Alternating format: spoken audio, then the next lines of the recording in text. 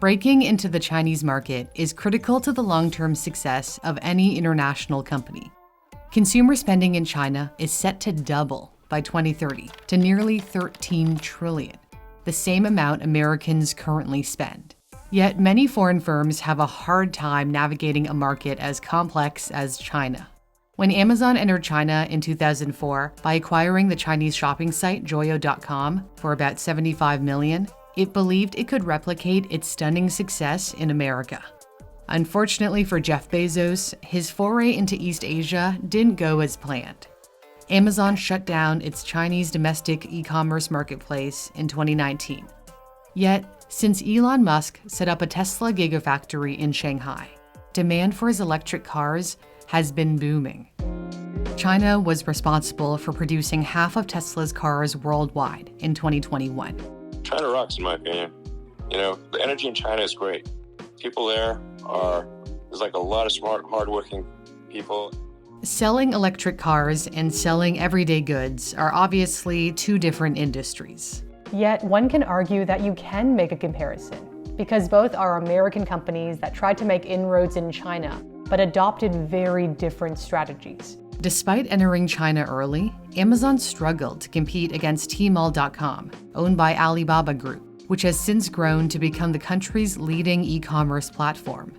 Amazon's market share fell from 15% in 2011 to less than 1% by 2018, nor could Amazon China compete with the other dominant player, JD.com. Part of the problem was that Amazon failed to innovate in China. When Alibaba introduced its own payment platform, Alipay, in which people could pay digitally for products they ordered on Tmall, Amazon was still accepting cash from buyers upon delivery. Amazon also failed to understand what appealed to Chinese shoppers.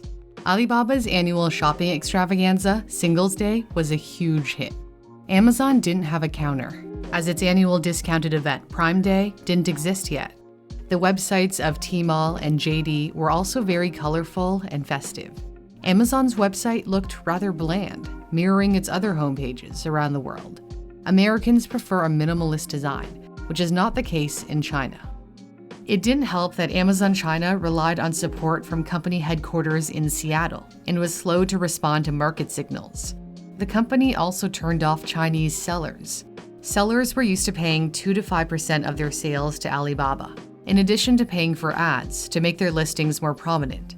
However, Amazon executives were not a fan of the advertising model and instead charged sellers more, 10 to 15% of sales.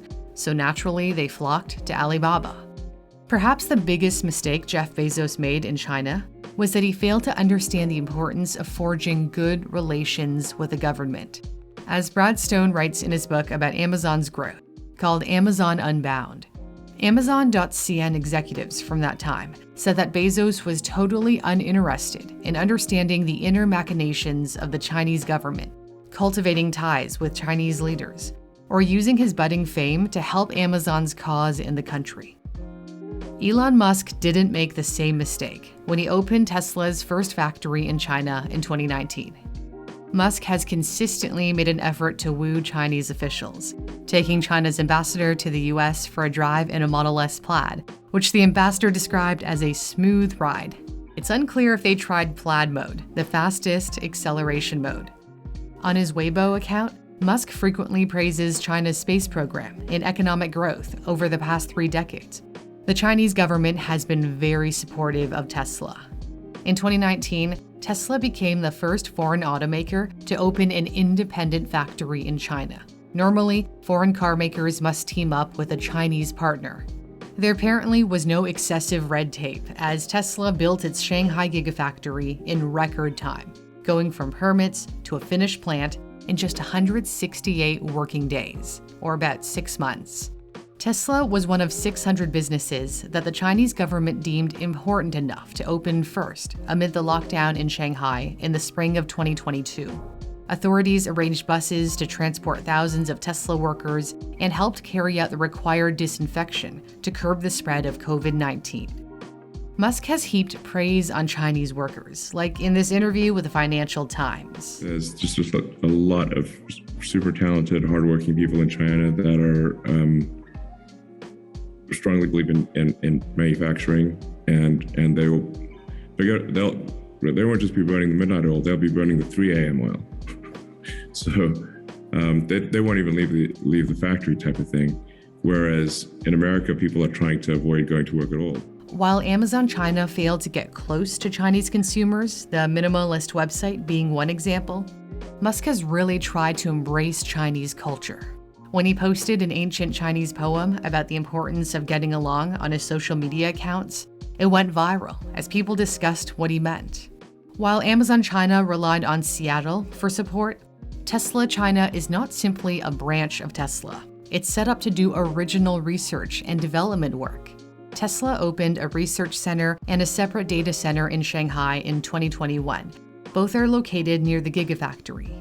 Musk's push for EV development conveniently aligns with Chinese President Xi Jinping's pledge to make China the leader in electric innovation. Beijing aims to have 40% of vehicles sold in China be electric by 2030, and Elon Musk is the one person who can get them there. It's no wonder Beijing has been showering Tesla with goodies, such as cheap land, low interest rates, and tax incentives, exempting Tesla cars from a 10% purchase tax. Within 3 years of opening, Giga Shanghai is now on track to produce at least 900,000 cars a year, if recent monthly deliveries are any indication. And it's building another assembly line near its existing plant, which could add another 500,000 Model 3s and Model Ys a year. According to Tesla, this will turn Shanghai into the world's largest vehicle export hub. Musk has remained popular in China despite deteriorating relations with the US. I've made a series of videos recently on how Washington is trying to keep the world's most critical chip technology out of Beijing's hands. There's also the issue of large-scale human rights abuses in the country. So it's a delicate balance for Musk to straddle the geopolitical fault lines. But Elon Musk needs China. Chinese sales helped propel Tesla to its first full year of profitability in 2020, 18 years in the making. And China needs Elon Musk. Chinese leaders have reportedly grown frustrated with the performance of domestic electric vehicle companies and believe Tesla can lead the transition to an electric future. Although Chinese companies are starting to catch up. In the third quarter of 2022, BYD sold 537,000 new energy vehicles, compared to Tesla's 344,000 vehicles. However, only about half of BYD's cars sold were fully electric, as new energy vehicles also include plug-in hybrids and hydrogen fuel cell vehicles. So Tesla is still ahead in all electric vehicle sales. For now, Tesla is enjoying a fate that is very different from Amazon's in the world's most populous country. Tesla's success lies in its ability to innovate quickly. As Musk has said time and time again, what matters is the pace of innovation. Well, another company is innovating an everyday product. I wanted a sleek and slim wallet, so it was a no-brainer for me to pick up an Extra wallet. I actually picked one up before the company reached out to me about possibly sponsoring some of my videos. I especially like this model because there's a spot for my AirTag, so I don't have to worry about my wallet getting lost. Regardless of what model you pick up, it's really easy to access all your cards. All you need to do is push this button. Extra also sent me a really cool light carbon fiber wallet, very, very sleek and minimalistic, which I adore. And to go along with this wallet, you can also pick up a solar-powered tracking card. There are a variety of Extra wallets to choose from. If you go on their website, they even have a vegan leather smart wallet. If you'd like to try out an Extra wallet for yourself, you can get 20% off by going to the custom link in my description or pinned comment. That's shop.extra.com/newsthink, shop.extra.com/newsthink. Thank you so much for watching. For Newsthink, I'm Cindy Pom.